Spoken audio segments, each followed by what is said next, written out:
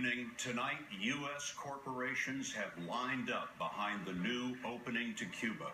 MasterCard, Cisco, Marriott, Pepsi, Caterpillar, and Major League Baseball all expressed interest in doing business here. It won't happen overnight, but Cubans here in Havana are just as eager. In terms of U.S. relations, it's been 54 years that they've been frozen in time. For all any Cuban can tell, Detroit hasn't made a car since 1961. Chevys and Fords, familiar to Eisenhower and Sinatra, live forever, thanks to a uniquely Cuban industry, counterfeiting new parts from designs of the 50s. Nearly everyone in Havana is ready to move on. The average Cuban is ecstatic. They're euphoric. They believe that this is a new beginning for Cuba. Alberto Cole is a professor of international law at DePaul University in Chicago. A specialist in Cuba, he moved to the U.S. as a child in 1961 when Castro imprisoned his father. I wonder how today the average Cuban's aspirations have been changed.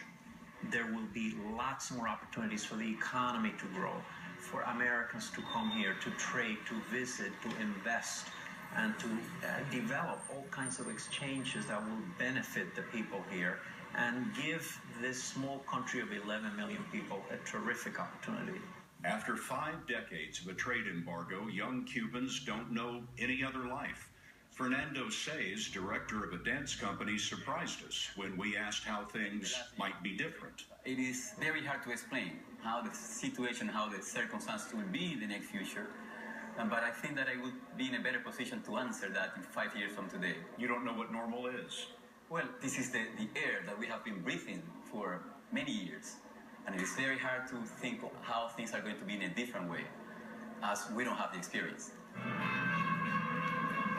The dance company is one of the new private enterprises allowed by President Raul Castro, the more pragmatic Castro brother. Since 2011, he's allowed cell phones and some private ownership of real estate. But Cuba still ranks among the last in the world in internet connectivity. The U.S. sanctions were designed to weaken the Castros, but in one way, they became stronger. For half a century, the brothers have told their people a David and Goliath story, that only communism could save them from suffering imposed by the United States. Wayne Smith was a U.S. diplomat in his 20s when he helped close the U.S. Embassy in 1961. He spent a lifetime on U.S.-Cuba relations. We haven't gained anything in 50 years. Why keep repeating the same old mistake year after year when it isn't achieving anything? It was time to change, and at last, sensibly, we have.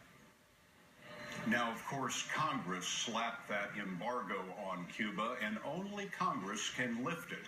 Today, some members said they're going to try to keep that from happening. Here's Nancy Cordes. This is the kind of deal you get when you send your speechwriter to negotiate with a tyrant. Republican Senator Marco Rubio took his opposition to Miami today, where he was joined by a group of Cuban Americans, including Congresswoman Ileana Ros-Lehtinen. The Cuban people are no more free today than they were before Obama's terrible deal.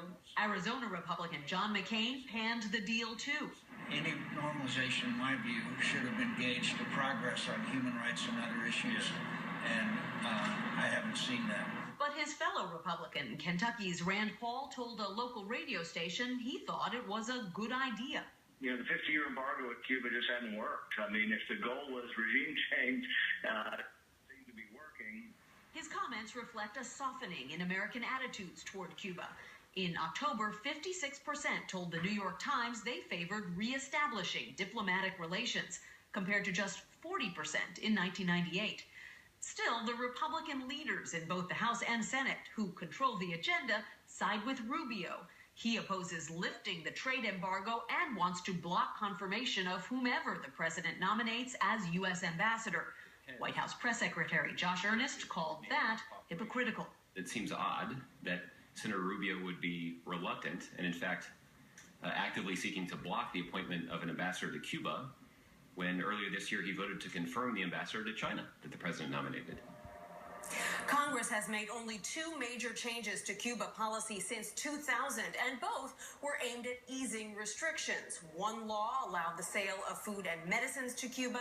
The other made it easier for people to travel there for family and business reasons. Scott?